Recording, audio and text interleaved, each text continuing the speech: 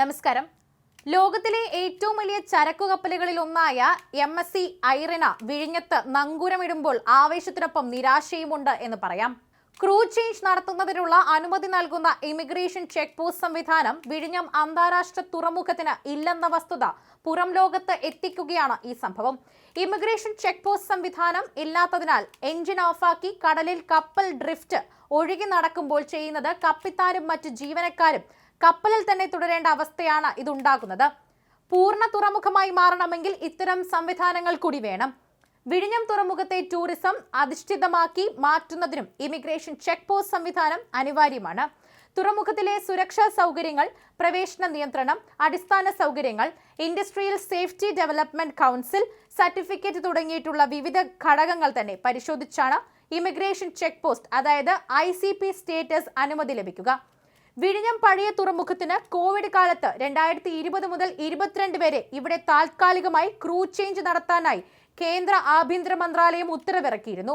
പിന്നീട് പിൻവലിച്ചു. കപ്പൽ തുറമുഖത്ത് നങ്കൂരമിടുമ്പോൾ കപ്പൽ ക്യാപ്റ്റനും മറ്റും ജീവനക്കാർക്കും കരയിലിറങ്ങാൻ കഴിയുന്ന താത്കാലിക അനുമതിയാണ് ഷോർ ലീവ് സംവിധാനം.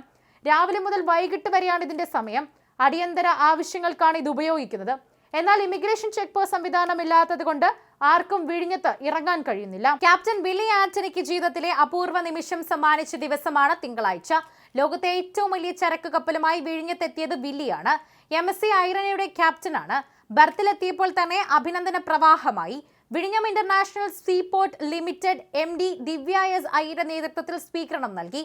സ്വന്തം നാട്ടിലേക്ക് കൂറ്റൻ കപ്പലുമായി എത്തിയ കപ്പിത്താനെ ആശംസകൾ കൊണ്ട് പൊതിയുകയാണ് നാട്ടുകാരും സുഹൃത്തുക്കളും. ഈ കപ്പിത്താനാണ് സ്വന്തം മണ്ണിൽ ആ കപ്പലിന് നിന്നിറങ്ങി കാലുകുത്താൻ കഴിയാത്തത്. ദിവ്യ S അയ്യർ കപ്പലിനുള്ളിൽ പോയാണ് സ്വീകരണവും ഫോട്ടോ എടുക്കലും നടത്തിയത്. ഈ സാഹചര്യം ഒഴിവാക്കാൻ അടിയന്തര ഇടപെടലുകൾ ഇമിഗ്രേഷൻ ചെക്ക് പോസ്റ്റ് അനുമതി നേടിയെടുക്കേണ്ടതുണ്ട്. തന്റെ 29 വർഷത്തെ കപ്പൽ ജീവിതത്തിനിടയിൽ ഇത്തരമൊരു അനുഭവം ആദ്യമാണെന്ന് അദ്ദേഹം പറഞ്ഞു. തൃശൂർ പുറനാട്ടുകര സ്വദേശിയാണ് വില്ലി. 19 വർഷമായി MSCയിലാണ്.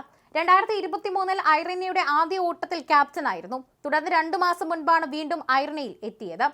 അതുപോലെ തന്നെ 3 പതിറ്റാണ്ടോളമായി തന്നെ കപ്പൽ ജീവിതത്തിൽ 120ഓളം രാജ്യങ്ങളിൽ പോയി. 14 വർഷമായി ക്യാപ്റ്റനാണ്.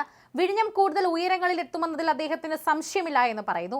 വലിയ കപ്പലുകൾക്ക് അനായാസം തീരത്തടുക്കാൻ കഴിയുന്നത് കൂടുതൽ കപ്പലുകൾ എത്താൻ വഴിയൊരുക്കും.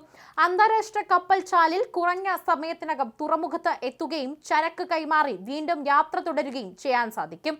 ഓട്ടോമേറ്റഡ് പോർട്ടായതിനാൽ തന്നെ മറ്റു തുറമുഖങ്ങളുമായി താരതമ്യം ചെയ്യുമ്പോൾ ചരക്ക് കൈകാര്യം ചെയ്യാൻ കുറഞ്ഞ സമയം മതി എന്നതും നേട്ടമാണ്.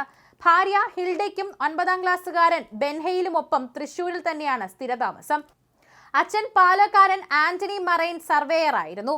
അതുപോലെ വിഴിഞ്ഞം തുറമുഖത്തെ ക്യാപ്റ്റൻ നിർമ്മൽ സക്കറിയ വില്ലിയുടെ പഴയ സഹപ്രവർത്തകനാണ്. അദ്ദേഹവും MSCയിൽ തന്നെ ജോലി ചെയ്തിട്ടുണ്ട്. നിർമ്മലിന്റെ അനുഭവ സമ്പത്ത് വലിയ കപ്പലുമായി എത്താനുള്ള ആത്മവിശ്വാസം കൂട്ടുകയും ചെയ്തു. ആങ്കറേജിൽ എത്തുന്ന കപ്പലിന് തുറമുഖത്തേക്ക് കൊണ്ടുവരുന്നത് ടഗ്ഗുകളാണ്. ടഗ്ഗുകളുടെ മേൽനോട്ടം തുറമുഖത്തെ ക്യാപ്റ്റന്മാരായ നിർമ്മൽ സക്കറിയയ്ക്കും തുഷാറിനുമാണ്. തിങ്കളാഴ്ച രാവിലെ 9 മണിയോടെയാണ് കപ്പൽ വിഴിഞ്ഞത്ത് നങ്കൂരമിട്ടത്.